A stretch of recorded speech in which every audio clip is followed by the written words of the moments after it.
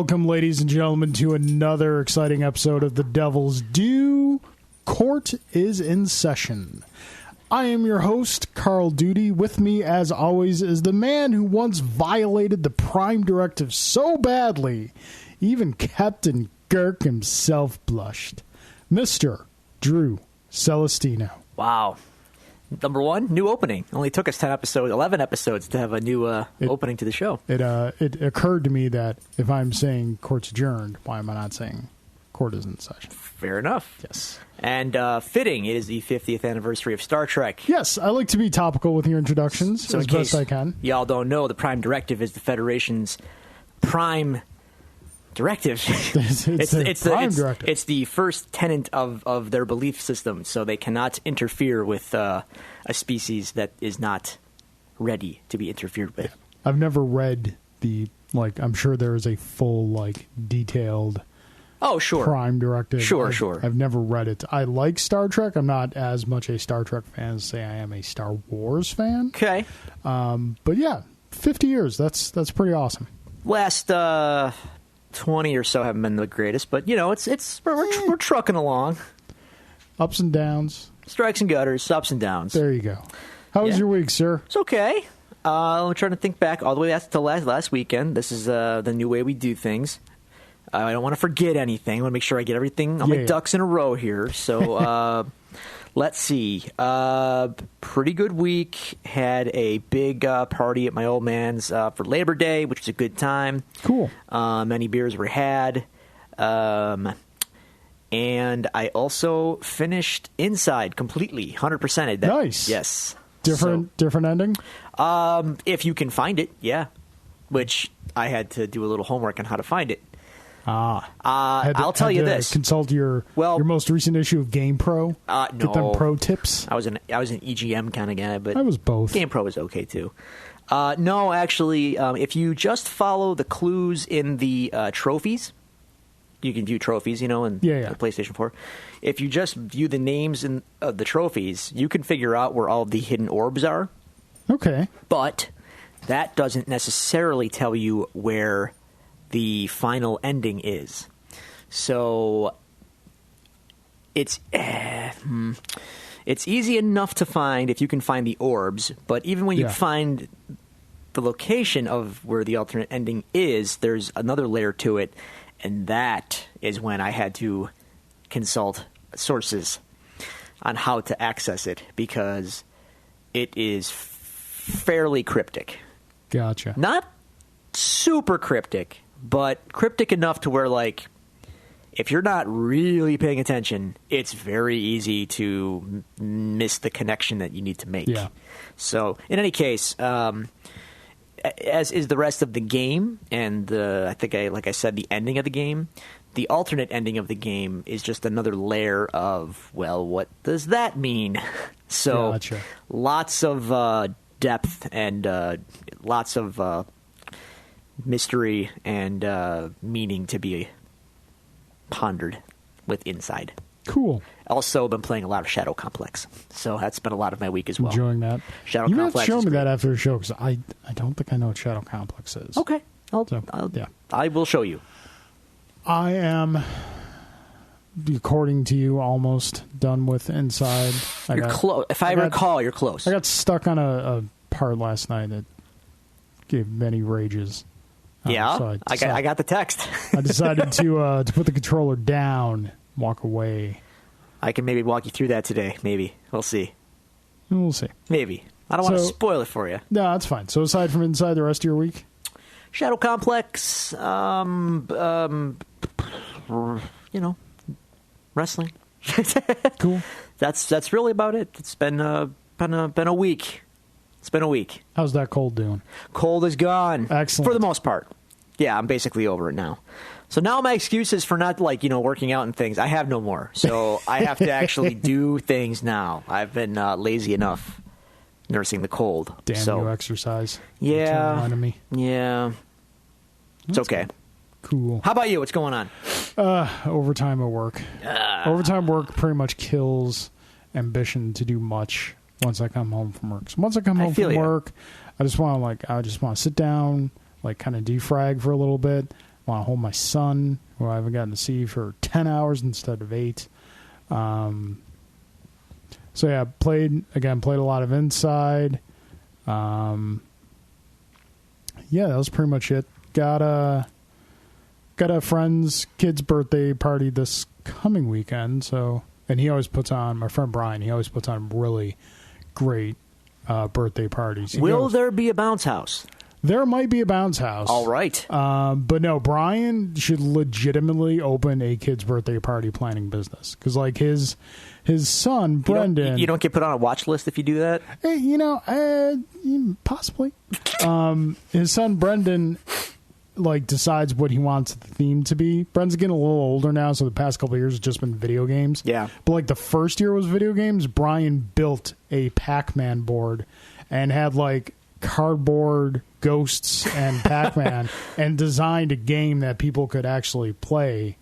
Like, one year Brendan wanted Harry Potter, so Brian built a Hogwarts in his backyard. Brian is, like, for the little funds he has to do these things with, and we joke around because there's always a piñata, and one year he built a Mjolnir, which, for those of you not in the know, is Thor's hammer. It's what Darcy calls meow meow. Yes. And funny you should mention that. Kat she's going to come up a little later. Kat Dennings or Darcy? Yes, Kat Dennings. All right. Something else might be coming up later. Calm yourself, sir.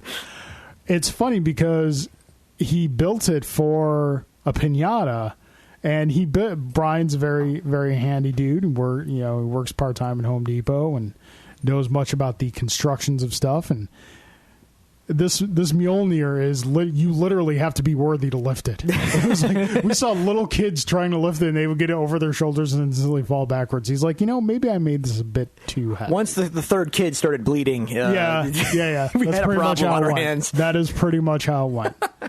So yeah, nothing too outrageous. I have the majority of this upcoming week off of work. Glorious. Yes, I go in Monday, and then I'm off for the rest of the week. Oh. No overtime on Monday because it is my lovely wife Julie's birthday. So you take the week off? She took the week off, so I was like, all right, I'll take the week off too. Her parents go to Myrtle Beach for the week. So she usually takes this week off. Originally, it started out she would take the week off to help out with her grandmother. Her grandmother has since passed. And then she just kind of stuck. It was just like a week that she would take off. Now, especially with the baby, that's one less mother we have watching the baby while we work. Gotcha. So she's like, all right, I'll just take this week off. And I'm like, okay, I'll do it too. So I kind of surprised her. So how many days into this before you kill each other? Not... That's a good question. Because whereas I love my wife and can tolerate her constantly, of course, there have been numerous times that I've had a week off and she hasn't had a week off, but she works from home. Like day 2 or day 3, I'm getting yelled at to go back to work. Yeah, I understand. Yeah, well, so yeah, that's the week. That's been the week coming up. Julie, happy birthday! Love you very much. Did you want to say happy birthday to my wife? Happy birthday, Julie. Right. Actually, yeah, by the time this goes on the internet, it will be the day before her birthday. Time and space. Her birthday is September 15th. All right. So, yeah. Sweet. All right. So we're keeping the weeks kind of light and quick. Yeah. This week. Last week's episode was gargantuan. We need to. I know we promised content and we delivered, but my God, it wasn't that bad. I listened to it. Day it came out because I like the sound of my own voice. No, I'm just kidding. Quality control. We want to make sure. Yeah, well, you have to. It's like watching film when you're on a sports team, your previous week's game. Oh, yeah, we work hard. We do. So hard. So hard. So much preparation. So much prep. Film, training camps. Yes. Yeah, it's brutal. I'm winded. And you know what? Sometimes we have to suggest to each other if we want to make a change in the show, or you, the awesome listener, if you want to make a suggestion to the show, or if you want to communicate with us, we will communicate back to you, as you're going to see momentarily. Uh-oh. You can reach us at the following sources. You can follow us on Twitter at DevilsDuePod. You can go to Facebook.com/DevilsDue or search The Devil's Due and like our page on Facebook. or you can send us a question, comment, or suggestion at thedevilsdupod@gmail.com. And oh boy, Drew. Yeah? The mailbox is full. So well, like, it's not like it's not like legitimately like two messages. No, sir. This is gonna be a whole segment this time around. This isn't just Jay asking a couple questions, but which we do have questions from Jay. So the stenographer will be busy. That's what we got. Hey, it's like almost your whole iPhone screen there. Yeah. Wow. All right. And this is an iPhone 6 Plus, so that's a considerable screen. Yeah, I mean, it would be less full, but it's more full because. Hang on, what am I trying to say here? I don't know. Well, I'm lost in the forest and I'm hearing sounds I don't understand. Where are you taking? I had a headphone jack pun to pull and throw in there, but I got nothing here. Two companies who I enjoy to support their products both announced new products this week. Both products made me go, "What the hell?" As a Apple and Sony. As a product agnostic, except for Nintendo, I generally loathe Apple, and I'll be honest, I generally loathe Sony as well, but I can't deny the PlayStation 4 is a superior console at the moment. I watched both of those press conferences and the news coming out of them just going like, what are you doing? Yeah. What are you doing? Just You're reinforcing everything that I hate about you. Good job, guys. Way to go. Android user over here, so I don't really care. Have fun with all that. To each their own. Absolutely. So this email box. Dude, we got a full box. It's yes. Okay, dude. Felt a little tight in here. I wasn't sure. Hey, now. Okay, we're gonna start obviously chronologically. All right. Our first email comes from a good friend of mine who I mentioned on the previous week's show because I just went and saw him renew his vows with his wife, Mr. Wives? Manuel Marin, or Manny, as I call him. Okay. Now, Manny hasn't necessarily sent in a question. Manny's been listening to the show recently, just kind of, because he's got a long commute. He lives on Staten Island, works in New York City, so we're great at killing time. He's got commute time to listen to the show. He may not have always been paying attention because he never quite, now granted you haven't mentioned it a ton, but you have mentioned it that you are married. I am. But I keep the personal stuff to a minimum if I can. He may have missed that because Manny sends in, is Drew aware the latest BuzzFeed reports of Kat Dennings' recent bout of singleness and her track record of enjoying the company of long-haired musicians? Sincerely, awkwardly curious in Staten Island. Manny, buddy, I appreciate your concern. This news does make me perk up a bit. But I'm noticing. I don't want to get divorced, so no, divorce is bad. I'll give Miss Dennings a old tip of the hat, and we'll be on our way.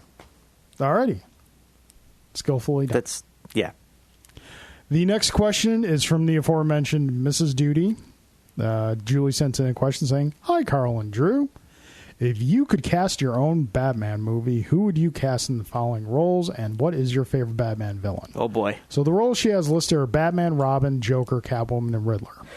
Okay. Right off the bat, Riddler. Unlike Batman, I have no prep time here, so go. Yeah. Right off the bat, Riddler, Michael Emerson. Yes. Yeah. I approve. He played Ben Linus in Lost. Yes. That's a great pull. Yeah, he's on that Missing Person show and also did the voice of the Joker in the Dark Knight Returns animated film. Interesting. Not sure if I hear it but as the Riddler, that would be spot on. I am still shocked you have not watched that film because Peter Weller voices RoboCop voices Batman. I know. It is easily the best Batman movie ever made. All right. Covering all live action as well. Wow. All right, so I probably should. We probably should. Probably should have prepped for this. Yeah, probably. As far as favorite Batman villain, Mr. Freeze. Mr. Freeze. Unfortunately, he hasn't been done in any way currently that resembles the Mr. Freeze I know and love?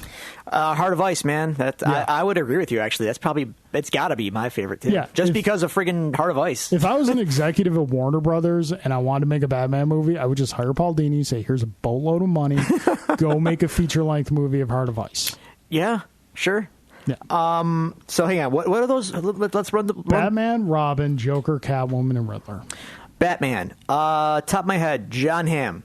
Good chin. Yeah. Big guy. I would cast him first as Superman, but if I couldn't get him for Superman... Yeah, good call. Good call. If I couldn't get him for Superman, call. I'd get him as Batman. Okay, next. That was Batman. Robin. I'm not hip to the kids these days, so I don't really know. So my instinct says off the top... Disney Channel actor C. Top of my head, just get the kid who played the lead kid on Stranger Things. Okay, going like really young Robin. Yeah, sure. All right. OG Robin. Okay. Make him Damian Wayne if you want. No, I don't care. I'm fine with that. But yeah, there you go. That's Robin. Okay. Keep going. Joker. Joker. I have pulls for this. I know I do in the deepest, darkest recesses of my mind. All the actors who have wanted to play Joker are too old right now. Yeah. Like back in the day, like when he first came on the scene, I thought Vince Vaughn would have made a really great Joker. Yeah, like think Swingers Vince Vaughn. Oh yeah, he'd be so money. So much. Actually, you know what though? If I was to cast a legitimate Dark Knight Returns movie, you know who I'd cast as Joker? Christopher Walken. Oh yes. And all right. There goes the dog. That's okay. That's part of the show now. It's just the way it is. Joke. I'd have to do some thinking on the Joker. I can't. Keep going. Just rapid fire. Catwoman. Mila Kunis. No. I'm just firing off the top of my head here. Yeah. Crap. I liked Anne Hathaway's Catwoman. I'm sorry. I did. Yeah, she was okay. She was great. You heard her giant mouth. She Hathaway about her. I see what you did there. Sure. I don't know actresses. Yeah. Keep going. No, that's it. That's it. Okay. That's it. So... Well, I got Batman and Robin. Yeah, we got Batman and Robin. We'll probably circle around back to that one. I'm sure at some point we'll talk and be like, oh, wait, this person for that. Okay, our next question comes from a Mr. Chris Taylor. Yes. I don't understand any of this question. So I'm guessing this question is geared directly to you. Okay. Is there any hashtag Brother Nero-like aspect of the Daredevil series you would like to see deleted? Keep up the good work in the Great War. Your cast of pods is wonderful. Hashtag broken Chris Taylor. Explain the question to me. I'm guessing this is a wrestling thing. So explain it to me in Cliff's Notes version. I don't know that I can. I really can't. Brother Nero and the broken and all that, it has to be seen to be believed. Okay. I can send you the links. I will let you field this question, sir. So is there any Brother Neros that we could delete? Is there any Brother Nero-like aspect of the Daredevil series you would like to see deleted? Ooh, that's good. Let's see. Season 1, Season 2, any Brother Nero-like aspects that I would delete. I would say... Is there something you can compare the Brother Nero to? Well, this is... It's so complicated. It's so complicated. Season 1, I'd say no. It's pretty tight. No Brother Neroing needed. Season 2...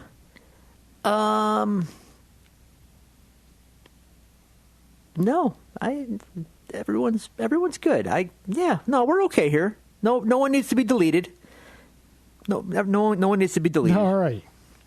Okay, next question is from Mr. Tom Fenzel, who sent us in questions. Repeaters, previously. all right, yes. There we go. To both of us, are you guys going to Buffalo Comic-Con and any cosplay? And then, well, we'll answer that one first. Sure. I'll be there. I'm not sure if I'll be going both days, but I'll definitely be there. Cosplay, unfortunately, no. I thought about doing Pentagon Jr. cosplay, but I've had more than enough time to do that, and I have taken no action at all, and the Comic-Con is like next weekend. So I shan't be cosplaying. Okay. I will not be there. Okay. Question for you. Are you working on a brew named and styled after Daredevil? What would you do? I think the obvious thing would be a red ale of some kind. Oh, I see what you did there. Yeah, but no, at present, no plans for a Daredevil brew. The Devil's Ale?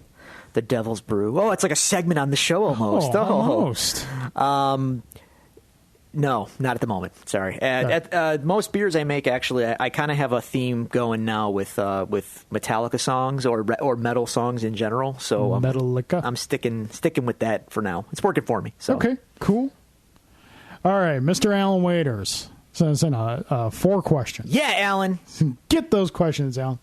Okay, his first questions. If Marvel were to get the rights back to the Fantastic Four, yes, do you think it would be better as a series like Daredevil, Luke Cage, and Jessica Jones, or back to the Marvel Cinematic Universe? A series would be really hard because, budgetarily speaking, it would be astronomical to do a budget Fantastic Four series. It would just be gigantic.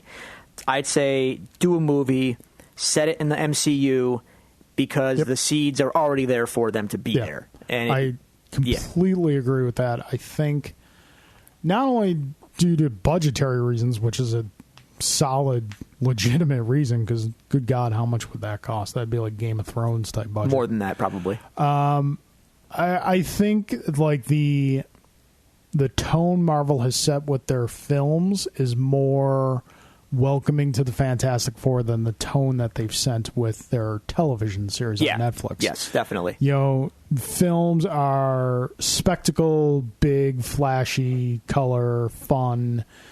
Netflix series are gritty, real, grounded, street. Yeah, they service both sides of the fence, and I think Fantastic Four will be much better on the big screen. But how, at this point, could they introduce them, hypothetically speaking? You know what? I actually thought about this once.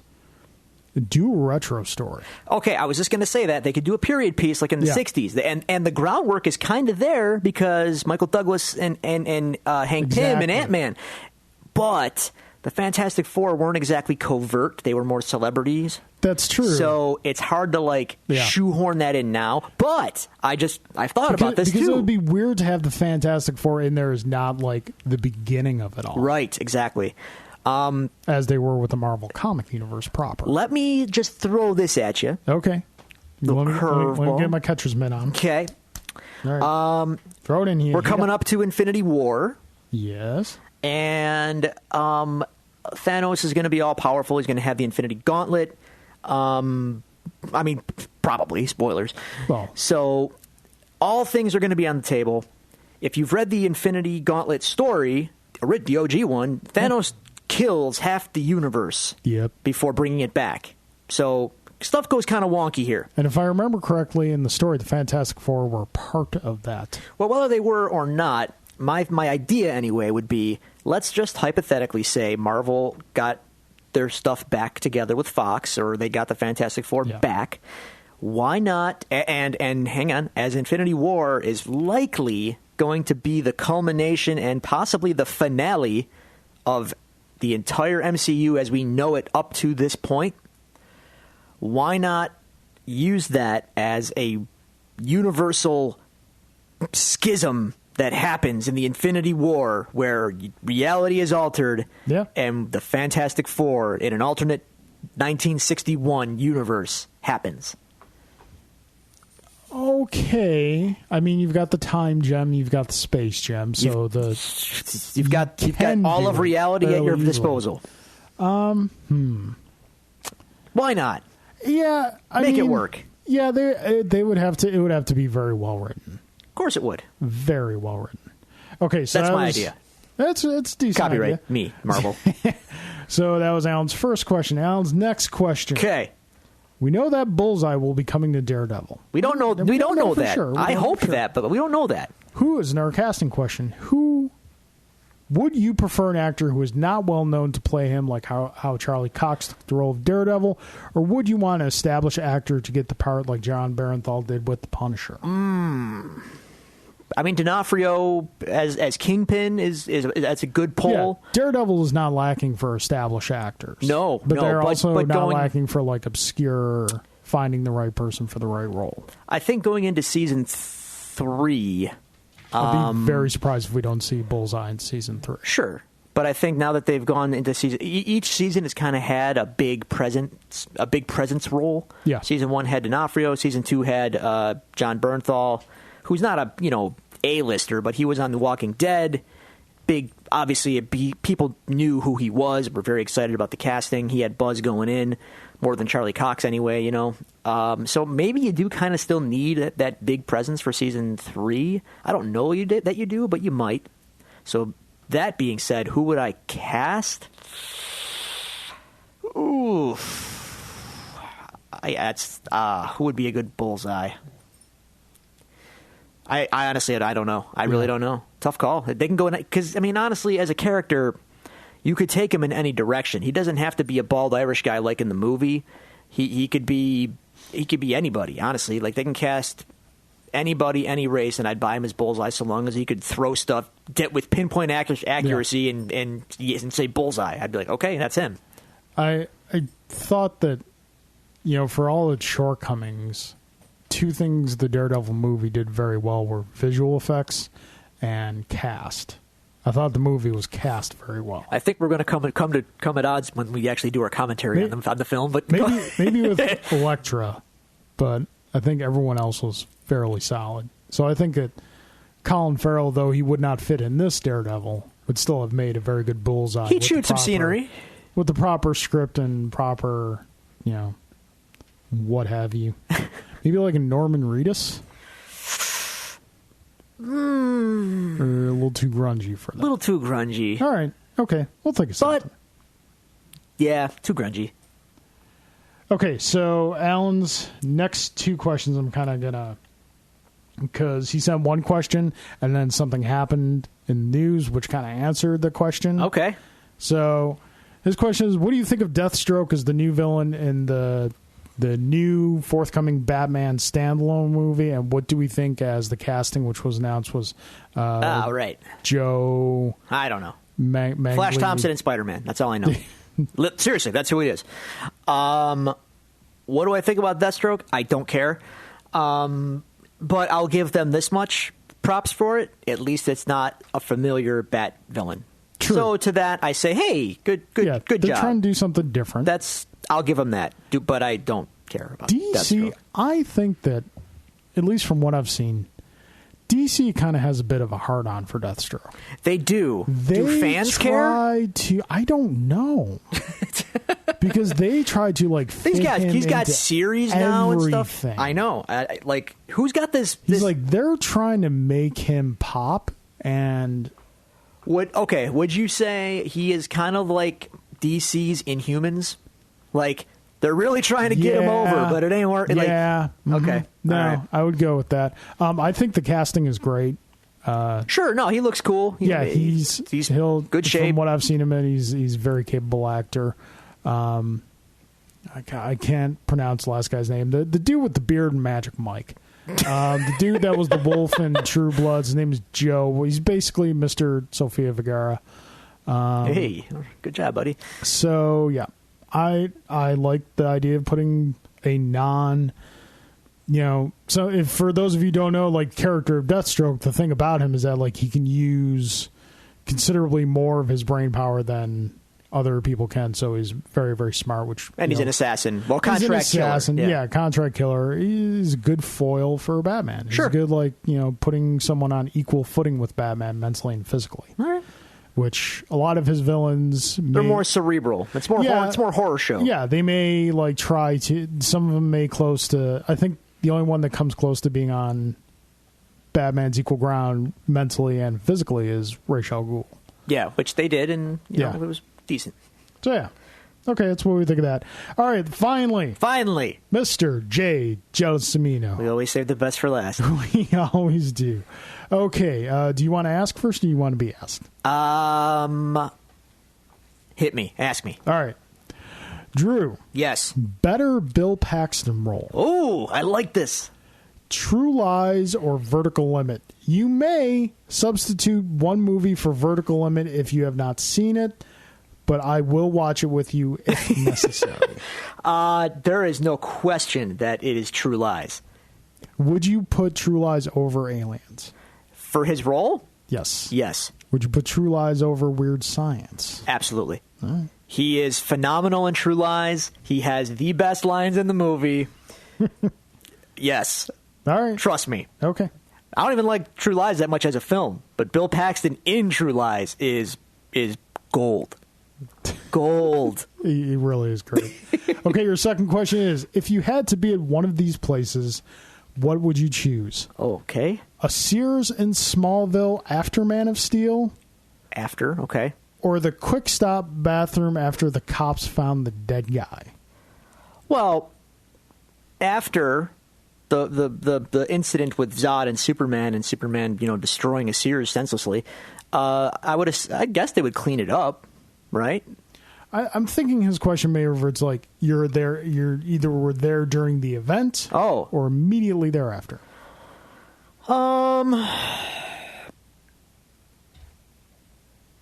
I mean, at least if I were in the Sears, no one's going to be taking inventory exactly, so I could probably get off with some free stuff. True. I'm just saying, I'm making lemons out of lemonade here. Why gotta be a looter? I'm not looting. I'm helping clean up by taking things home. Superman did enough damage. Okay. All right. Who's the real villain here, sir? So that's all I'm asking. According to Joe Quesada, Zod was the hero of that movie. Really? Yeah, you never heard that interview on Fat Man on Batman? Fascinating. No, I did not. Yeah. Joe Quesada said Zod was if you break down the story, Zod was actually the hero of Man of Steel. I'm going to have to go check this out. Yeah, when you listen to it, you're like, that that kind of makes sense. Well, yeah. Have you seen Man of Steel? Okay, your questions here. Yes. Carl. Yes. Do you agree with Calvin Bouchard not shutting down SeaWorld at first in Jaws 3D? Or do you feel his response time was adequate given the circumstances of running a large tourist attraction park? I have to say I feel his response time was adequate. The information he was going on up until he physically saw the shark and saw what he was dealing with was basically some hearsay. Okay. So I feel that, given the fact that, yes, he was responsible for the safety of the people in the park, but he is also a businessman, I feel his response was adequate. I will never question a decision made by Chappie Sinclair. All right. There you go. Okay. And then Jay's second question. Sex one, marry one, kill one. Okay. Joe Piscopo in Sidekicks. Kill. Hang on. The guy who played Terry Silver in Karate Kid 3. He was a fine-looking man, sex. Raul Julia in Street Fighter. Oh, Mary. Come on, man. Yeah, he kind of set that up for you there. You know how much I like Street Fighter. And let's be honest. With Bison, there's more security there. Until Jean-Claude Van Damme and his, motley crew of misfits showed up. Yeah, you're good. Yet Bison still comes back. He does? And he has his own currency. Bison dollars. Okay. What's the exchange rate on that? I don't know. I think it's someone on the internet must have done the calculation. Yeah, I think it's probably good exchange rate. All right, so those are viewer questions. All right. Viewers, thank you so much. We are noticing more interaction. We're noticing more shares. The best thing you can do to help our show is when you see us on a social media post a new episode is up, please share that link, retweet it, do what you can. We really appreciate everything you guys do to help build the show and get the word out there about the show. It's really great. We really appreciate it. If you have to deface men's rooms with Sharpies to tell people about the show, that's fine. For a good time, download the Devil's Due. It's not wrong. The views of Drew Salcino concerning the willful public defacing of property do not necessarily reflect the views of the Devil's Due. Of which he is a host. All right. So do you have a kitchen brew or stew for us this week? I do. I remember you said you had one. I got a short and sweet one this week. Okay. Is it Summer's brew Summer's or stew? Stew. We're going to go stew. Kitchen stew. So summer is winding down, and some of you might be, in peril. Like, I got to put the grill away. There goes red meat for a while. Not so, sir. Not so. I don't even use the grill anymore when I'm cooking a good steak. Shame on you. No, sir. Let me tell you why. Well, you have a gas grill. You don't have charcoal. Either way, you don't really need a grill to enjoy a steak, a perfect steak, that is. And I'm going to tell you how to make a perfect steak. Don't get me wrong. I'm not against a good flat iron steak. I'm just saying. Sure. If I have a choice between the two. Well, you're going to understand why I prefer the method I'm about to tell you is my preferred method, because you will get full control over the situation, and it is impossible to overcook, undercook. I like control. I'm a very controlling kind of guy. Full control over the situation. Are we talking cooking a steak or negotiating a hostage exchange? Why not both? All right. So, here's what you want to do to cook the perfect steak. First thing I want you to do is to when we're talking steak here, you can go bone in, but I would advise you not to go bone in. You're going to get a more even cooking. It's going to be easier to handle bone out. So get yourself a nice steak. Don't get some chumpy cut like chuck roast or like, cube steak, or just get a decent sirloin or a ribeye, something, some strips. You're going to want at least an inch thick. Don't anything less. Just no. So you don't gotta go crazy, but just get yourself something good, some nice marbling in it. Take it out of the fridge, put it on the countertop for at least 20 minutes. Let it get to like room temperature. You'll thank me later. Next thing you're gonna want to do with that steak, you are going to want to hit it aggressively with kosher salt and pepper. That's it. Both sides. Then fire up your oven. 350 degrees. Preheat that sumbitch. Now, this is where it's going to get there's going to be equipment involved. You don't need the equipment I'm going to recommend to you, but it really helps. If you have a cast iron skillet, you are all good to go. If you don't, it's okay, but trust me, the cast iron is the preferred tool for the job here. Put it on the stove, fire up the heat until it starts to smoke, or just before it starts to smoke, so it's hot, okay? Hit the steak on the pan. What you're doing right now is you're trying to get a nice crust on the steak, either side. So 2 minutes aside, no more than that. 2 minutes aside. So 2 minutes one side, flip it over, 2 minutes on the other. Hit it with a brush of butter, throw it in the oven for 6 minutes. Once 6 minutes are up, take the pan out of the oven, get the steaks off the pan, put them on a board, a plate, something, let them rest for 5 minutes, at least 5 minutes. Quick question. Yes, sir. What setting are we having the oven on? I told you, 350 degrees. No, I mean like bake, broil. Bake. Okay. No broiling. So let the meat rest, and you will have yourself, in 5 minutes after that, a perfectly done medium rare steak. Anything more than medium, you did it wrong, and shame on you. Anything more than medium is a federal offense. I'm so happy we agree on this. Yes. So yeah, that is what I will be doing with my steaks for the Buffalo winters ahead, and that's the way it's done. Alrighty, that trust is your me, kitchen stew. There you go. In 2 weeks, take a picture of it if you make one. We want to see them. In 2 weeks, kitchen brew. Waiting for that stir fry feedback. Trust me. Okay, a little bit of house cleaning before we get into our episode breakdown. The program is going to be changing a little bit in the coming weeks. I know. We got to keep it fresh for the listeners, Drew. We got to keep new and exciting things happening. We're going to start introducing some guests. Next week, we're going to have on the show Mr. Brian Stone. He's going to talk about an upcoming local event here in the Buffalo, New York area. And we're going to talk about Daredevil's history in video games. Because as you've heard from listening to the show, Drew and I really enjoy video games, and we really enjoy Daredevil. So you're probably thinking, was Daredevil ever in a video game? Yes, he was. And we're going to tell you all about him. Shortly after that, we're coming to the end of the first season. Yep. So we're going to introduce some one-off shows. We're going to be doing a fun little... we haven't decided if it's going to be like breakdown or commentary yet of the first ever live action appearance of Daredevil. I'm feeling the commentary track myself. The Trial of the Incredible Hulk. Also commentary track. Yes. And then before we get into Daredevil Season 2, we're definitely going to get into Luke Cage. Yes. So Luke Cage hits Friday, September 30th.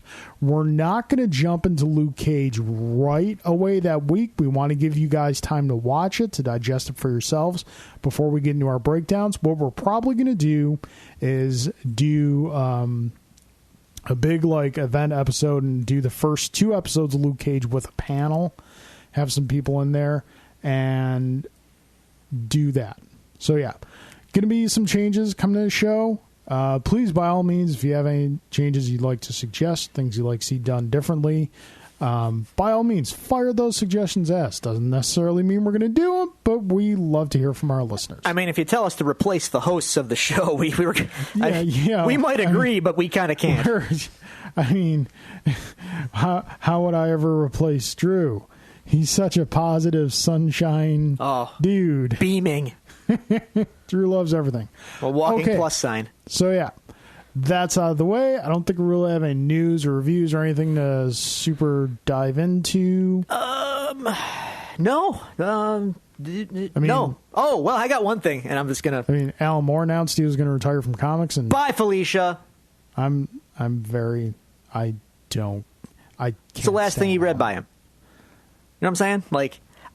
The guy's legacy is secure. He is the most talented douchebag. Yes. Ever. I know. Yeah, I feel the same way. It aggravates me how talented he is and how much of a genuine wordsmith he is. The dude and how much he's just an asshole. He changed the industry. He did. He deserves but you know what? All the credit he gets. Here's the thing. He changed the industry, and he knows it. Yeah.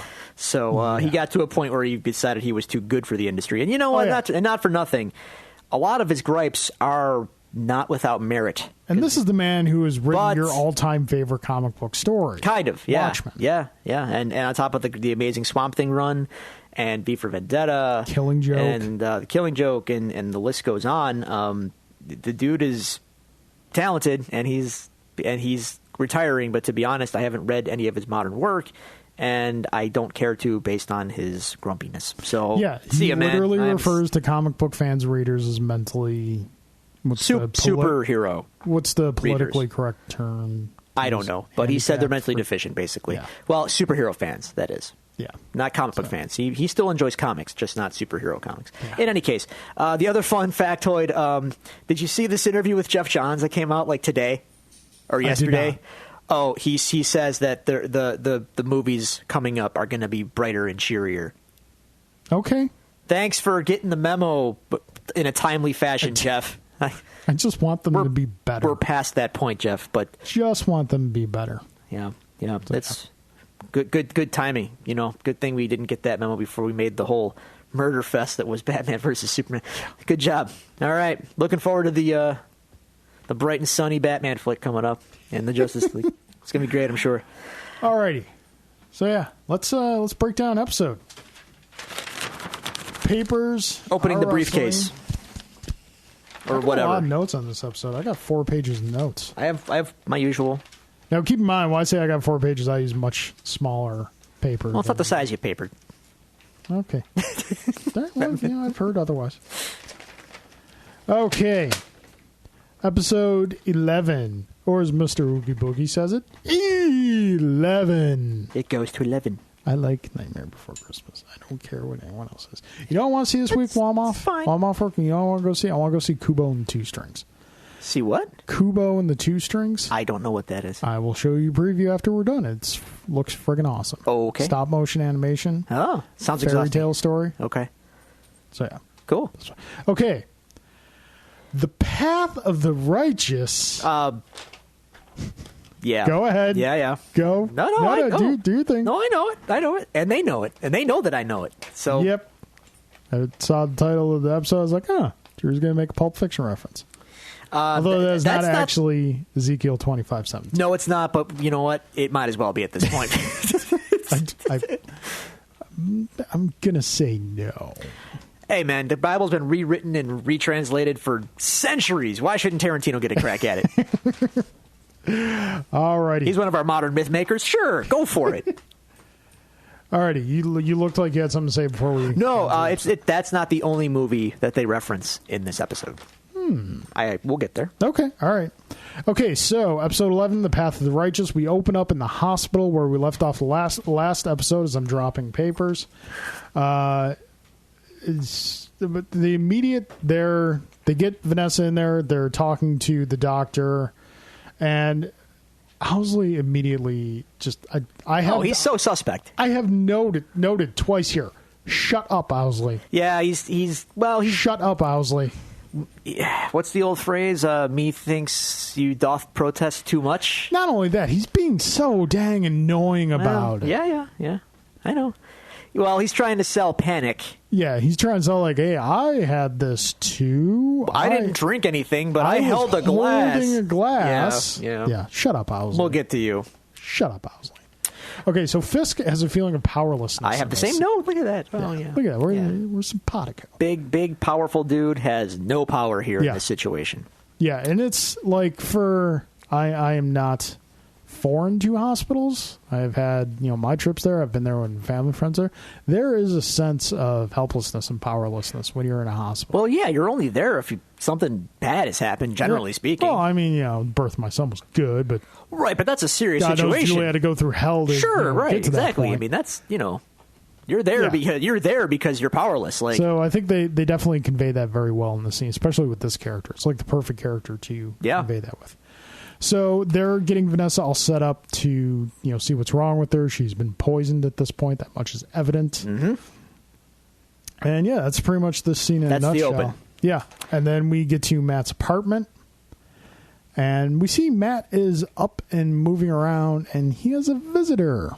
And it's Miss Page. She's had enough of the non-return phone calls and whatnot. Yeah. And she brought him a balloon. Yeah. She brought a balloon. To a blind guy. For the blind guy. And she tells him there's a monkey on it. Like he cares. Hey, guy. I mean, it's the thought that counts. Yeah, it's the thought. Maybe something practical. Yeah. Especially since, he's all busted up. And he's day drinking. By the way, attaboy, Matt. Not only is he day drinking, he's like early day drinking, morning drinking. Well, Did you happen to notice the brand of beer he was drinking? Do you approve of Matt's I didn't choice? know. It's a green bottle, so I'm generally going to say no. It's probably a bad call, but he grew up in Hell's Kitchen. They didn't in an era pre-craft, so his tastes are unrefined. Although he has the money now to get refined, but does he? Yeah, sure. He's a lawyer. Well, maybe instead of drinking, then again, the Josie's doesn't look like a really high-scaled, upscale joint. Yeah, you're not gonna. I think their beer selections will probably be Budweiser and not Budweiser. Yeah, maybe. I don't know, but yeah. Or as Cheech Marin said in Desperado, "Peace, warm chongo." Sure. Well, like Stick remarked, it's German crap. So, that's probably what it is. So, as you mentioned, Karen is getting impatient with the lack of answers. Karen also notices that Matt's injuries are not necessarily consistent with a car accident, which is what she's been told would happen. A Japanese car, as Matt remarks. Yes. Also, that the car didn't necessarily drive into his apartment and wreck the place either. Exactly. So, but Matt's being cagey. He's not going to answer the questions, but he does remark that it's his fault. And he's not lying necessarily. Kind of. Yeah. It kind of was his fault that he got his ass kicked and cut up by Nobu and all that. Yeah, more or less. But he's obviously not going to tell her, "Oh, by the way, I'm the devil of Hell's Kitchen and I fought a ninja." And I got cut up real bad. Once again, we go back to Foggy. Do you have any idea how stupid that sounds? Exactly. But she tells Matt that she went to see Fisk's mom. Yes. Matt doesn't think this was a very good idea. No, and not only that, we have a first instance here of Karen being told repeatedly throughout this episode. Yeah. This information you found, it's great, but no one's going to care. It's not. We can't do anything with it because A, it's a minor. B, you heard it from a woman with severe mental difficulties. Dementia. Yep. So there's nothing. She doesn't quite seem to grasp. Well, because she's obsessed. Karen thinks they've found the silver bullet. Karen thinks like this is the thing that can take Fisk down. If not take him down, at the very least. Hey, all right. At the very least. Shine the light on him to show everybody that he's not all he's cracked up to be. Yeah. Because right now, everyone's basking in that warm Fisk glow. And exactly. She knows that that's a ruse. And if anyone that's looking into him, they don't know this information about him. So if this information were to get out, it would put eyes on him that he would not want on him. Yeah. So that's admirable. And she's right. But at the same time, she's so obsessed with it. She doesn't quite understand how journalism works. No, and on top of that, though, she didn't. Like Ben will tell her later, play it out. Like, It's great that you have this info, but think about how it's going to go down. It's not. Yeah, it won't go anywhere. So then, so her and Matt have kind of a touching moment when she leaves. Yeah, she's questioning what's going on between him and Foggy, and Matt's being evasive about that. Yeah. So she leaves, and then we cut to an apartment that we haven't been in before. No. Marcy and Foggy Yay. have had a night of copulation. Yay. So that happened. Moving right along. Because nothing really happens in this scene. We just see that Foggy has got a hangover. And he relays that, him and Matt are having problems. And Marcy just doesn't care. She doesn't care. Yeah. Which, good on her. It's not her business anyway. And Foggy's got to get over his whole, man hurt over Matt here. Yeah. And, which, I get it, man. But, she's kind of like, you boys are just... Why don't you guys just get a room and get it over with already? That's the kind of vibe that she seems to give off. Foggy winning one for the schleppy sidekicks. Yeah. Yeah. Yep. Attaboy, Foggy. So then we cut back to the hospital, and we have another meeting between Owsley, and he shows back up. He is trying to sow the seeds of discontent in the organization. Yes. Fisk is not going anywhere without Vanessa. As long as she's in the hospital, he will be there by her side, and everything else is secondary. Owsley wants to get back to business. Yeah. And he tries to tell that to Wesley. Wesley, dedicated to Fisk. He's not having any of Owsley's crap. So exactly. Yeah. So, and we also see here that they're trying to see if Madame Gao was involved. Right. Yeah. Based on the last episode, you could read it either way. If here's the thing, as a viewer, Owsley seems mighty guilty. Yeah. Gao, after her meeting with Fisk in the last time, she warned him about what could go down if he continues to kind of be a man divided. But based on that conversation, even though she warned him, I would not think she would be responsible for what happened. Just because that's not how she rolls necessarily. I agree. We also learned that the other people who dropped down at the ball have died. Yes. So Vanessa is the last one, and it ain't looking good. You know what? You know where Vanessa is? Drew. Go on. Drew. What? Drew! Danger zone. Oh. I walked right into that. You did. I did. It's all right. Okay, so we leave the hospital. See, that's why Top Gun's better than Iron whatever. It gave us that in Archer. For that alone. Top Gun. Iron Eagle's still better. Yeah, in your world over there.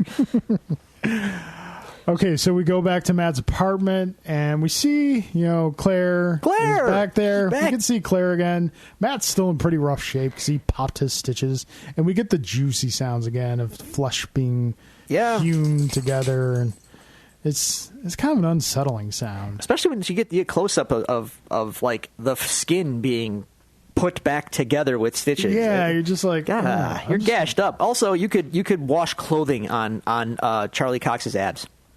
Yeah, he has Finn Balor-esque abs. He's a very fit man. I do not have abs like that. No, my abs more resemble a workout ball than a washboard. Yeah. So yeah, good on him for that.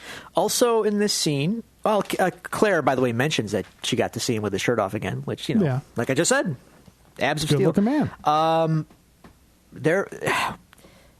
They are steering this whole Matt and Claire thing. Except Claire kind of says, as long as you're doing what you're doing, we can't have. This is a little bit of a longer scene. You're kind of jumping the end of it. I am, but because Claire makes the important suggestion, maybe some armor. Yeah, maybe some, something a little heftier than spandex. Sure. And Matt suggests, he heals himself through meditation. It helps. Better living through meditation. I'm not sure if it's. We can back that up, but I'll trust him. He's a ninja. Okay. What does he know? He knows more than me. So he does.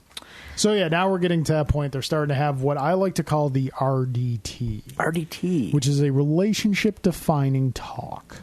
Yeah, more or less. Yeah, they need to kind of clear the air because Clara said that she's leaving the city for a little bit. Yeah, Matt doesn't like that. Well, what if he gets cut up by a ninja again and she's not there? Yeah, exactly. So, but after the whole conversation unfolds, she knows Matt's never going to stop doing what he's doing. Although, yeah, I think there is a severe point of naivete that's shown on Matt's side here. How so? Matt alludes to the fact that he thinks the mission, finger air quotes, the mission is going to end at some point. He thinks that at some point in the foreseeable future, he'll be able to... He thinks that, if he takes down Fisk, that fixes everything in Hell's Kitchen. Right. It's going to be a utopia. Here's one of the main differences between Matt and, as we've mentioned before, quite possibly his DC counterpart, arguably, Batman. Sure. Batman understands this is my life. This is what I will be doing until it kills me. Yeah. And someone takes over for me. The mission never ends. Yep. Matt doesn't know that yet. Whereas Matt's just like, I do this and everything will be great. Matt's a little delusional here. Maybe, you know what though? Or maybe he does know and he's kind of in denial about it. Doesn't want to admit it to himself? I think that's maybe more accurate. That's definitely another possibility. He's kind of trained his whole life at this. I doubt he has an end game. Honestly, I doubt he has an end game in mind. Oh, yeah. And Claire raises a very valid point. Hell's Kitchen created Matt. Created Matt as the Daredevil of Hell's Kitchen. Again, in the same way that Gotham City created Batman. Yeah. And she says, even after all this, as long as he's doing that, they can't be a thing. Yeah. But clearly, they want to be a thing. They do. She's smart. Yeah. She's being very smart. Yeah. Because rarely do these very few superhero relationships work out well, especially if you're Daredevil. Both people aren't superheroes. Yeah, no spoilers, but Daredevil. This is almost like his gimmick, but we'll get to that later, I suppose. But she does say that when you really need me to stitch you up, I'll always be there. Yeah. So, all right. So does that mean she's not leaving the city? Because he might get jacked up. Sooner than later. I don't know. Okay, I guess we'll find out. Well, obviously, maybe because... Did he talk her out of it? Kinda? I don't know, because you know what? She shows up in Season 2. Yeah. We're not quite sure how much time has passed between Season 1 and Season 2. And she's in Jessica Jones. She's in Jessica Jones, and apparently she has a pretty significant part in Luke Cage. Everything's coming up clear. Luke Cage takes place in Harlem, so maybe she left Hell's Kitchen, but didn't leave the city. She's going uptown. All right. Yeah. All right, fair enough. She's an uptown girl. Yeah. Rosario Dawson getting that Marvel money. Right. Okay, so we have a familiar setting here for a meeting with Ben Urich, which is on the waterfront. Karen and Ben meet, and Urich is still kind of pissed. Well, he was misled to getting taken out to that old folks home. I'm sure that wasn't just a hop, skip, and jump. It was a drive. That was a drive. So, and once again, we see a situation where Karen is saying, "Hey, we got the silver bullet. Yeah. We got the mother. She told us the stuff, the damaging stuff on Fisk." And here's where, as we mentioned, Urich draws out the conclusions of what will happen. He has a jump to conclusions, Matt, if you will. Office space. Never mind. Oh, okay, yeah. It's been a while. I'm sorry, it's been a while. All right, so It's not that your joke was bad. It just took me a moment to register. I go for the deep pull, sir. Now, on top of that, he also knows about the poisoning. Yeah. With Vanessa. Well, he doesn't know Vanessa specifically, but that the Fisk fundraiser poisoning. Yeah. He knows about it, and he knows that there might be fatalities, and that someone is probably gunning for the man on top. Yeah, and you can get the sense that, yes, Yurek's been doing this a long time, but this may be different than what he is used to. It seems like the crime is kind of evolving beyond what he is. And this is something that they've established before, way earlier in the season, where Yurek had that meeting with the old-timey crime boss. Yeah. Right, right. Don Mario Italiano Stereotypo. I'm right here, dude. But you're not a cheap Italian stereotype. No, I'm not. I am. I know.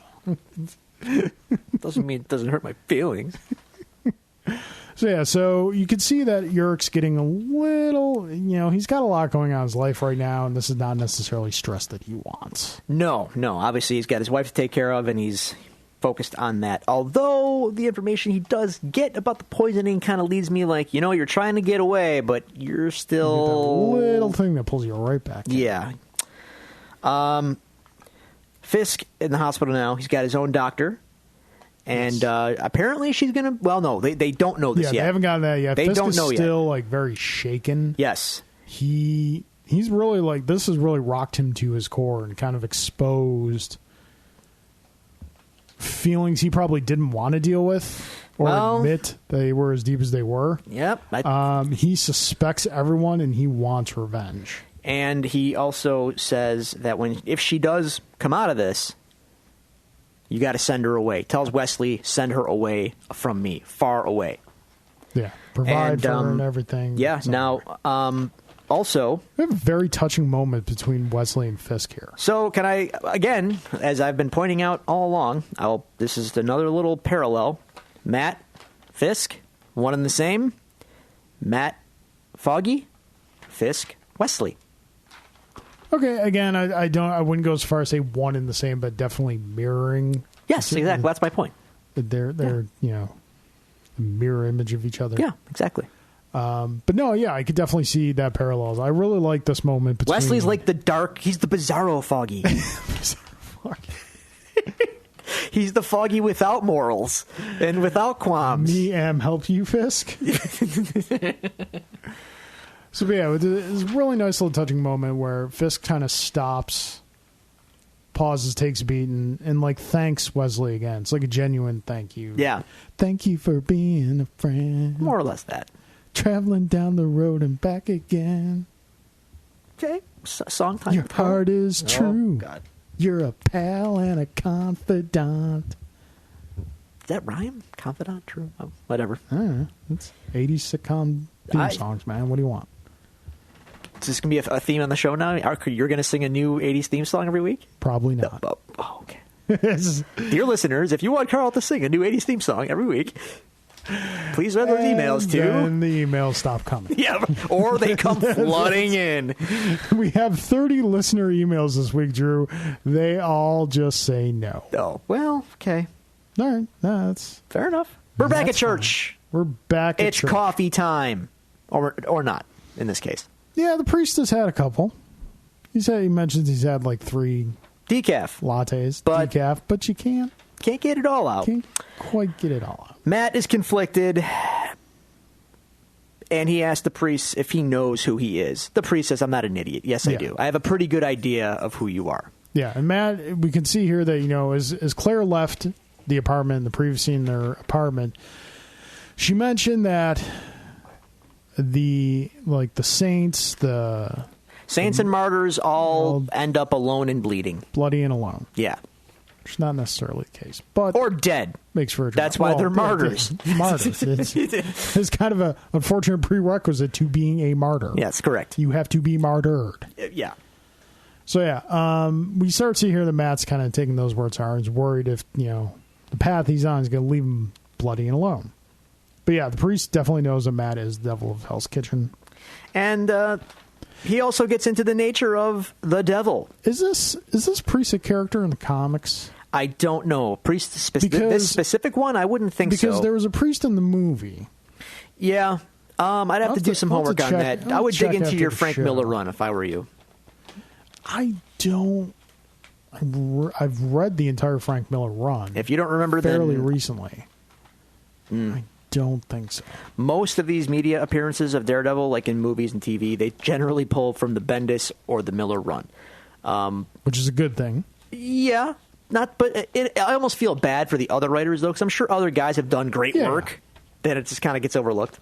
But that I know of, the priest is not based on any one specific priest. Yeah. So, yeah, as you mentioned, we're getting into the concept of the devil again. Right. Matt is curious, why did God put the devil in me? Yes. If everyone's got a plan and I'm so good, how come the devil's like trying to get out of me? The priest kind of flips it and says, well, maybe he did that because maybe he put the devil here to begin with to drive people to him, to God, that is. Give people something to fear so that they know what not to do, so that they will accept God's embrace and all that business. We're getting into some symbolism. Yeah, I mean, Matt's taking it. The priest's heart's in the right place, but his theology is way off. But it makes for a good story. It's not terrible. It's just incorrect. It's all, hey, as far as I know, it's all interpretive. So yeah, I like the scenes in the church with the priest, not for obvious reasons because I've discussed my faith on the show previously, but these seem to be really good gut check moments for Matt. Yeah, and we see that they continue on in season 2 as well. Mm-hmm. So, and I like this. I really like this actor they got for the priest. Oh, he's good. Yeah, he's gruff in all the right ways. Yeah, I like a gruff priest. He's believable as a Hell's Kitchen priest. Exactly. Okay, so Matt is meditating. Yes. After he leaves the priest. Yeah, he's still dealing with, because this is like the first legitimate severe defeat he's experienced. Yes. This is his first like real heavy beatdown. Yeah. So there's going to be some mental and emotional scars that come with that. Like, he's not at the point in his career where this is a regular occurring thing. No. Like he's not at the Spider-Man point in his career where Spider-Man comes home, cut up, costume torn to shreds, bleeding all over the place. Mary Jane just patches him up and on your bike, Tiger. No, yeah. This is the first time Matt's been, solidly defeated, I guess, is like you said. Yeah. So he's meditating on it, all he sees is defeat. This is his Rocky III Clubber Lang moment. Kind of like that, yeah. Although without the crippling self-doubt. Because... May not be crippling, but it's definitely hindering. Yeah, but it's not like I have to retire. If anything, he snaps out of the meditation after, seeing visions of Fisk beating the crap out of him. And instead of, doing the Rocky thing and being like, I'm done, I won't fight no more. All that business. I want to jump in the ocean with Apollo and not gonna know. I'm afraid. It's not bad. Yeah, yours is definitely superior. I've practiced it many times. So anyway, no, Matt, instead of cowering, he suits back up. Oh yeah, he puts suit on and Turk. Yeah, Turk. We can see Turk again. Oh, Turk. Here's the thing, though. Granted, Turk shoots at nothing, running down the street, running away from Matt. Then he climbs up the ladder and goes onto the rooftop, and he's running away. Matt's taking it to him a little hard here. Turk's being fairly cooperative. Matt is not really in your friendly neighborhood Hell's Kitchen protector mood. No. Matt is like, I've been busted up. I want to bust somebody up. Preferably someone who can't put up much of a fight. That's so mean. Turk. Aw, Turk. Is it mean because it's Turk? Yeah, leave him alone. Okay, so we're... Come on. If it was just random street punk A, we wouldn't necessarily have the problem with it that we do. No, but come on. Turk's been through enough. Especially when he's being cooperative and Matt's still roughing him up. He kicks the gun away and he's like, "All right, man, we're cool." And then he gets up, and as soon as he stands up, Matt punches him in the face again. He doesn't even get up. He just turns. He's like, if you go for the knife in your boot, boot. I'll break your leg. Well, yeah, but go for the piece in your side piece in your back. Yeah. You know.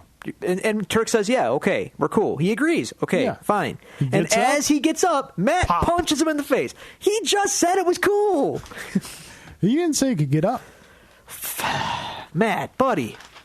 People skills, man. The devil's in the details. See what I did there. All right, so Matt... Wyatt, you are an oak. So Matt wants specific information you didn't think he would necessarily be looking for, but he wants to know where Fisk gets those wonderful toys. Where does he get the suits? Where does he get the suits? Men's Warehouse. Yeah, and kind of. Yeah. I always thought that guy looked like Tony Kornheiser, the Men's Warehouse guy. Yeah, a little bit. Yeah, it's like Tony Kornheiser's doppelganger. Also the most interesting man in the world. A little bit. He could be in the same family. Yeah. Yeah, and he's got the same voice as the most interesting man in the world. He does. Have you ever seen the actor who does the most interesting man in the world, but no. He's not doing that?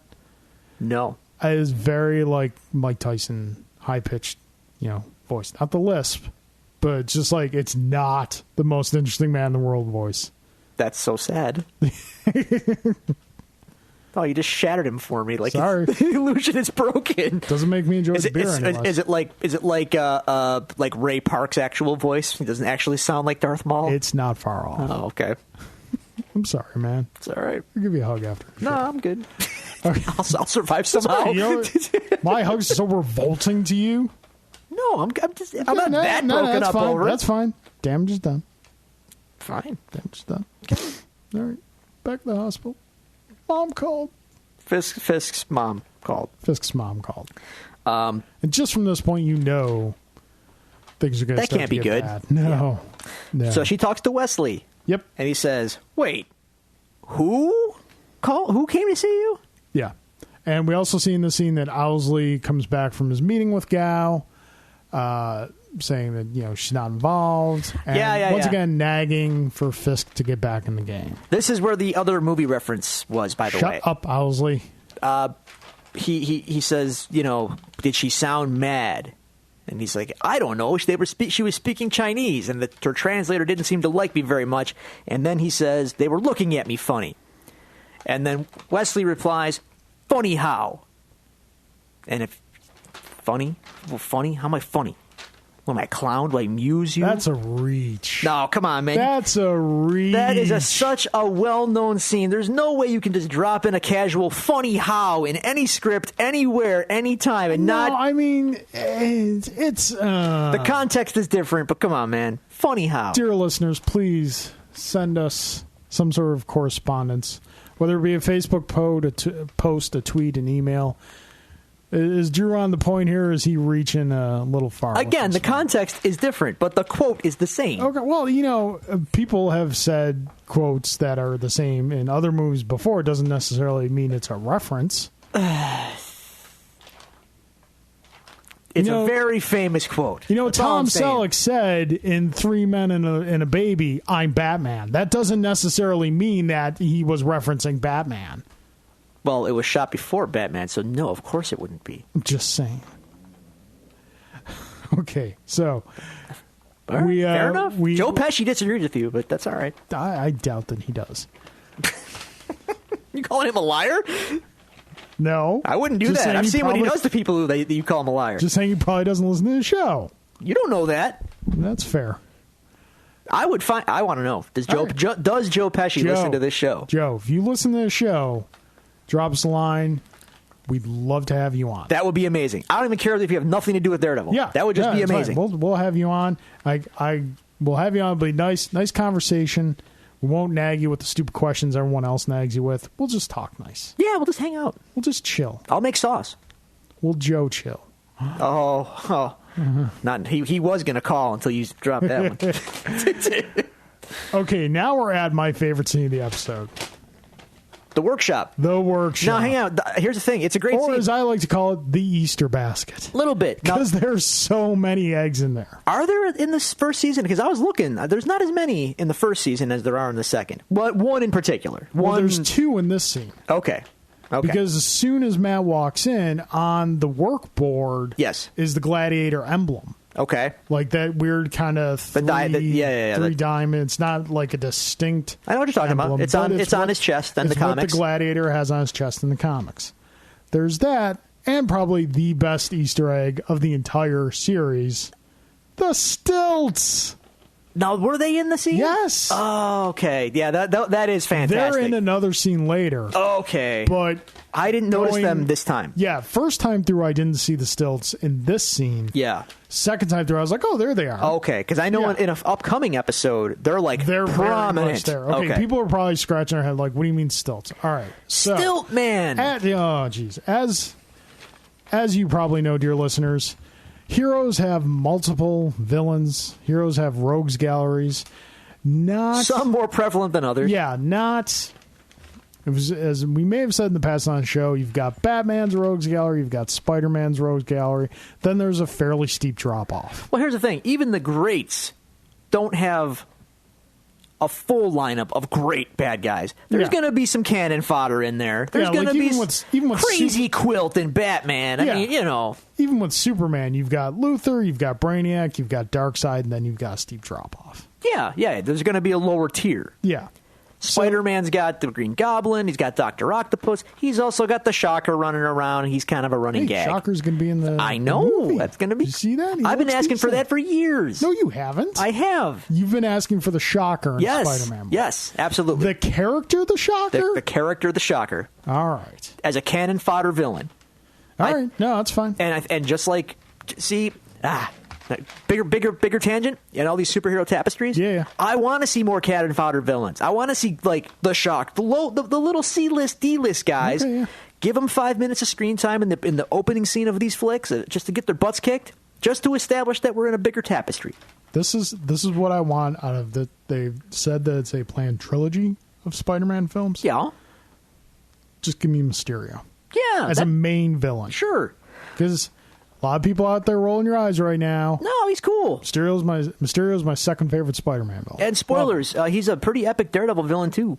Which we can't say much about that yet, but trust me, trust me. After what happens in that series happens on the show, we're gonna do a breakdown of that entire run. Oh, sure, for a whole episode. Because that run is epic. All I'm saying is, as bad as and overstuffed and poor as the Amazing Spider-Man 2 was. No, you're talking 3. No, 2. 2 with Dr. Octopus? The Amazing Spider-Man 2. Okay, you're right. Yeah. Know your adjectives. Yeah. I like that they gave the Rhino a little you throw him in there. He just takes up that little bit of time in the beginning and the end. And like I said, cannon fodder guys. Just not the big bads, just guys in the way. Yeah, day-to-day guys. Not every villain in the film needs equal screen time. Right. Villains don't always need to team up. That's what I was hoping for the Shocker, and like in the Amazing Spider-Man flicks, like just throw him in there. Like even if it's just a cameo on the front page of the Daily Bugle of Spider-Man capturing him. That's all. That's it. That's all we need. That's all I need. So anyway, so back to Daredevil. They can't all be winners, folks. They can't all be Kingpin and Bullseye and the Hand. Drew, tell us about Stilt Man. Stilt Man is a joke. He's always been his gimmick is he has stilts. Now, not like the stilts that you're thinking of, like circus dudes wear, or like painters when they're trying to hit ceilings without setting up a pick. No, he has like a silver metal suit with really, really, really, really long extendable legs, like 30 feet high. It's really silly, and it sounds even really higher than that. Like we're talking like he walks like over smaller buildings. Yeah, it's kind of goofy. It's a goofy gimmick, but that's his gimmick. And he's been played for a joke in most of the modern era because it's kind of goofy. It's very silly. Your shtick is Stilt, and like he's got his helmet is so weird. It's like, have you ever seen the movie Mars Attacks? Yes, yeah. He's got the Mars Attacks kind of thing going on. The helmets that the aliens wear. Yeah, very similar. So he's kind of a joke. But he's been around a while. For being a joke, there's a reason why we geek out when we see the stupid stilts in Melvin Potter's workshop, because he's a recurring joke. Yeah. So the fact that they even thought to stick that in, phrasing, is fantastic, and it makes me smile. And as we always do on the show, in this case, character doesn't necessarily show up, but Stiltman first appeared in Daredevil number 8. See? And he's OG. So he's probably only predated by Gladiator. Yeah, he's an OG DD guy. It doesn't even say who created him. It doesn't? Yes. Oh, it does. No, it doesn't. Oh, it doesn't. No one wants to take credit for that. And here's a odd saying in Wikipedia. In addition to being one of Daredevil's most enduring arch foes, like I said, he shows up a lot. He has appeared as an adversary for heroes more equally matched to his power level, such as Iron Man and Thor. Okay, now we're just being ridiculous. Iron Man with the armor, okay. It's a stretch, but I'll take it. Thor? Oh no, how is Thor going to defeat the Stilt Man? That's like me picking a fight with Brock Lesnar. Yeah, it's not going to end well for you. There's no way I don't end up in traction. Or worse. Yeah. So, okay. Anyway. Tangents aside. But yeah, this is definitely my favorite scene because of that. And we get a decent fight out of it. Yeah, Melvin, we find out, is pretty strong. And keen with a saw blade. Yes. As the character in the comics uses. He chucks the saw blade. And as a fanboy, you're just like, yeah, a little bit. But he's not a ninja. And Matt He's not a ninja. He's a brawler. Yeah. And Matt is, at this point, I would argue that Matt is not so much a ninja as a very refined brawler. With ninja skills. With a little bit of peppering of ninja. He's got some ninja pepper in him. And even though he's not 100%, he does manage to subdue Melvin Potter. Yeah, Melvin gets some good shots. He does. And Matt is trying to hold together his sewed up torso. But in intercut with this fight, we see Wesley going rogue. Yeah, Wesley calls Fisk's mother back, gets the information on what happened, and who came to see you exactly, and just kind of knows that Fisk is not in position or condition to deal with this now, so he will deal with it himself. Yep, and goes off to do so. Cut back to Melvin Potter's shop. We learn a lot about Melvin. We do. Scene. We get a lot of info. Well, as much info as you need from him. He is childlike. Yeah, he's a little slow. Yeah, he's very single-minded. Is very childlike. Cares about a woman named Betsy. Now, is he? I haven't read a lot of Gladiator. He had like an appearance or two in the Daredevil Frank Miller run that I read. Shows up in the Bendis run quite a bit too. Is he this way mentally in the comics as well?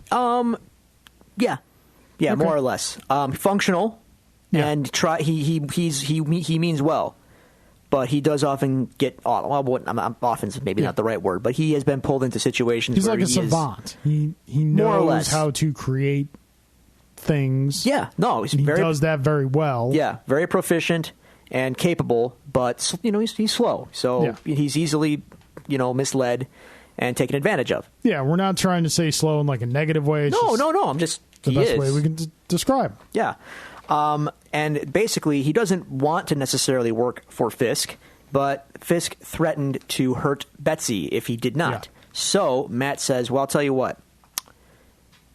I don't work for Fisk, and I'm not going to hurt Betsy." And I want to take Fisk out and make sure that people like him will never come after Betsy again. Yeah. And so, can you make me a suit? No, he says, what do you want me to make you? He's like, I want you to make me a symbol. Yeah. We're getting into, not for nothing, but we're touching on some Batman turf here a little bit. Little bit. But I guess you can draw parallels between the two characters. You certainly can. Very similar. I think it's in a lot of aspects. The only reason I say that is because maybe Batman Begins and all of its mantra is still kind of fresh in the public consciousness, I guess. Yeah. So I'm widely some Batman stuff going on here, but that's okay. It's Daredevil. I know Daredevil. I'm OG Daredevil, so it's all fine. Good. I don't think there's anything they're doing that falls outside of the realm of traditional Daredevil lore or not necessarily. I don't know that to be honest with you, you can draw the parallels between Daredevil and Batman, but yeah. It's just because these are just how these two characters happen to develop. But I mean, in the context of the movie or the show, whatever, because it's very realistic, they have to set up like, why would this guy dress up in this devil outfit? And that's where the symbolism and all that comes in. And I guess you do have to kind of put that in there. In the comics, I don't know that connection, honestly, has ever really been established. Like, why did Matt decide devil? If I remember correctly, because that was his father's nickname. No, it was Battling Jack Murdoch. It was Battling Jack. They did the whole devil thing in the movie, the first movie. And I remember reading some comics. I think it might have been Daredevil Father. That was post-movie, though, so that's kind of revisionist.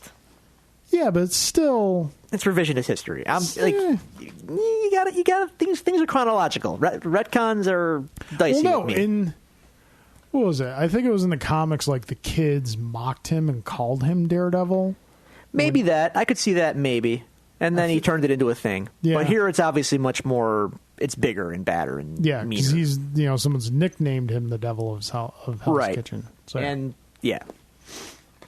Anyway, okay, yeah, I'm just saying I don't remember it being as I don't remember being quite as big a thing as to how he decided on the moniker in the comics, as they kind of are. They're being very laser focused in the show as to like how he decided to go about being Daredevil. Yeah. Anyway, cut to Josie's. Yes. Drunk Foggy. Yes, my favorite Foggy. I don't know, because Foggy seems kind of a depressive drunk. Well, this time, yeah. But think about college. They were fun then. Yeah, that's true. That's true. Fun old Counting Crows Foggy. Yeah. Mr. Jones and Foggy. You know what I'm saying? Mr. Jones. Okay, so Karen shows up, and we have yet again Karen. Look, I have a silver bullet. And Foggy, even drunk, is like, no. Yeah. It doesn't work that way. He's a minor. It's so long ago. Yeah, can't prove it. No one cares. No one cares. And Karen kind of says, like, you and Matt kiss and make up yet? And no, it's personal. We see here that even still as mad as Foggy is at Matt, he still maintains a certain level of loyalty to Matt. He does. Because even he won't give it up. He will not give up Matt's secret, which is good. He's a good friend. He is. Now, so that ends, and then Karen's walking out, and she calls Ben. And Ben, kind of picks her up a little bit. Kind of reassures her a bit. But here's what she does not know. Ben is going through some photos. Ben's looking. He's doing his homework. Ben not quite as out as he would imply. Ben Urich of the Daily Bugle is a good reporter. Shut up. It's the Daily Bugle. In our hearts, it is. Yes. And he finds a photo of a storefront in Hell's Kitchen or somewhere, and in the window of the storefront is an old poster of old Fisk's dad, his campaign poster from his failed council run or whatever. Yeah. So Ben is not done. Ben's getting pulled back into the game. Ben is putting things together. Nope. But Karen is kidnapped. Yes, Karen is taken. Got the old chloroform. Matt's going to have to call Wesley and tell him that he has a particular set of skills. Yes. And all that. He will find her. He won't kill her. He won't kill her. Or whatever. He doesn't kill. No. But she's kidnapped. I will find you. I'll give you stern talking to. Possibly a beating. Maybe a spanking. Yeah. Go from there. Yeah. Karen is kidnapped by Wesley, and then they have a little chat. Yes. Now, we cut briefly before we get to that scene, which is the ending of the episode. We cut back to the hospital, and Fisk is at Vanessa's bedside. We get kind of Fisk's little faith journey. Little bit. Through his life, if you will. And he's a faker. Yeah, he's like, but he's not really a faker because he knows what he believes in, which is essentially nothing. So, yeah. Quick scene. We're done. So Wesley puts a gun down on the table. Curious. Well, yeah, one can question the wisdom in that. We have a lot of info dump. Well, I don't want to call it info dump, but there's a whole, it's almost a cliche. And this is the first time we could see Wesley kind of, I don't want to say unhinged? Cut loose, a little but bit. Definitely less, laser focused as he is around Fisk. And it's like Austin Powers. Like, what do you? I got a gun in my room. What are you feeding him? I can go get it right now. Just shoot him. That'd be it.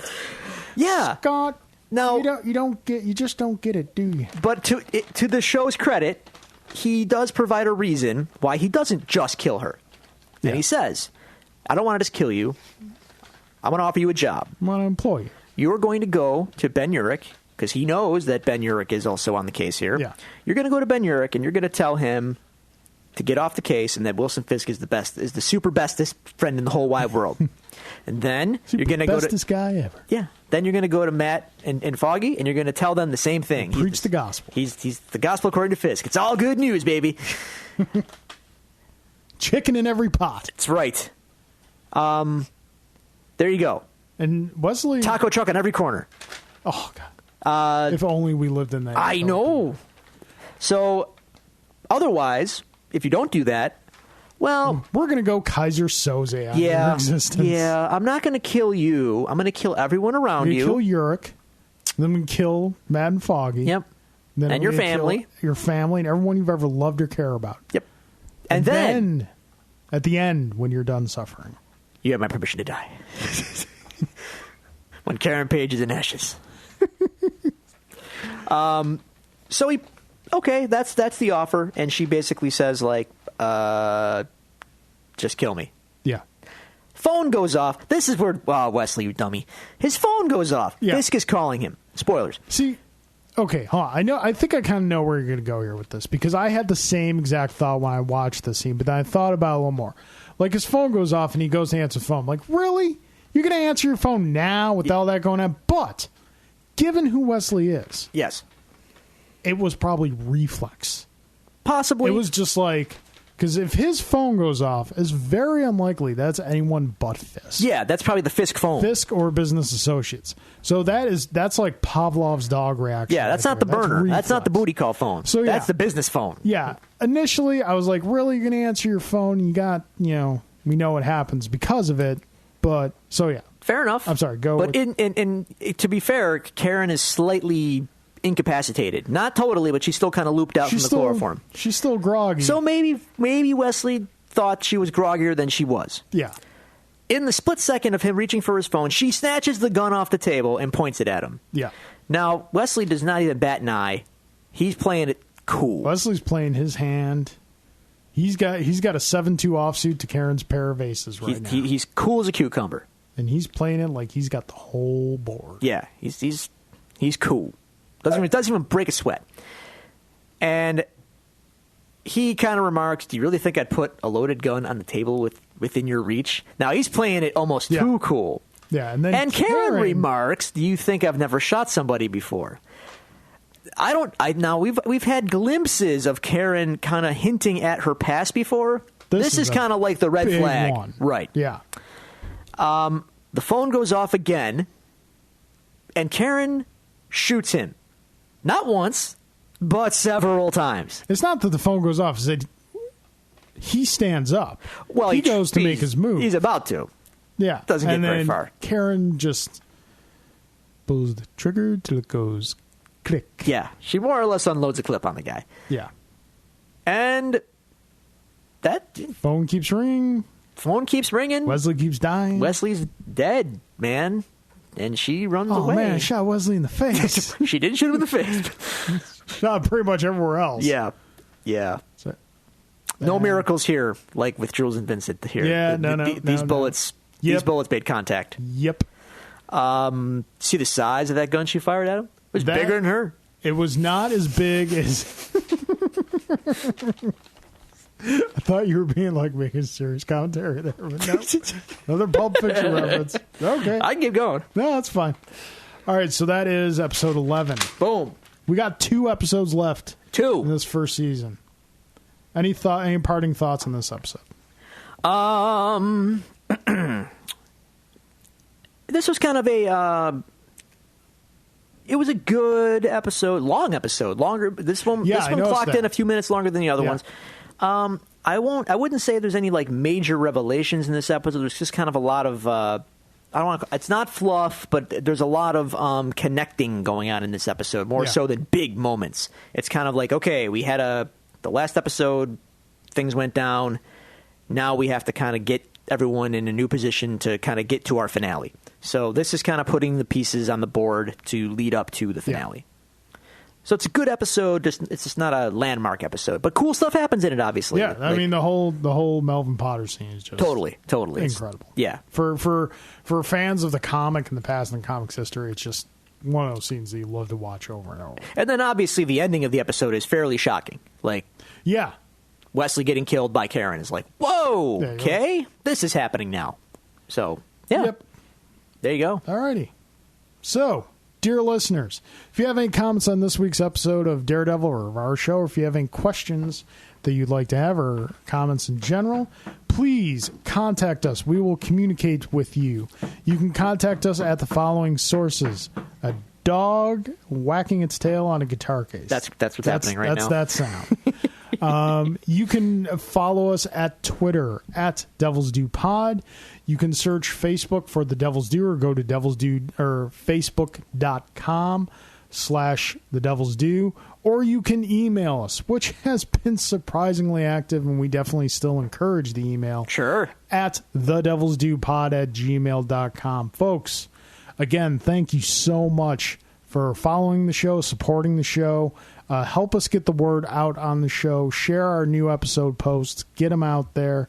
We appreciate it. Show's starting to pick up a little momentum. We're really excited about that. We hope to have a website proper up for you soon, and we'll communicate that to you as soon as we do. Other than that, I don't think we really have anything else on the docket, so I'm going to simply say, court's adjourned. Put me back in the fridge. What are you doing? What are you doing? We had an agreement. Manny demands it. That's for you, Manny. What movie is that from? Demolition Man. Oh, yeah. Court's adjourned.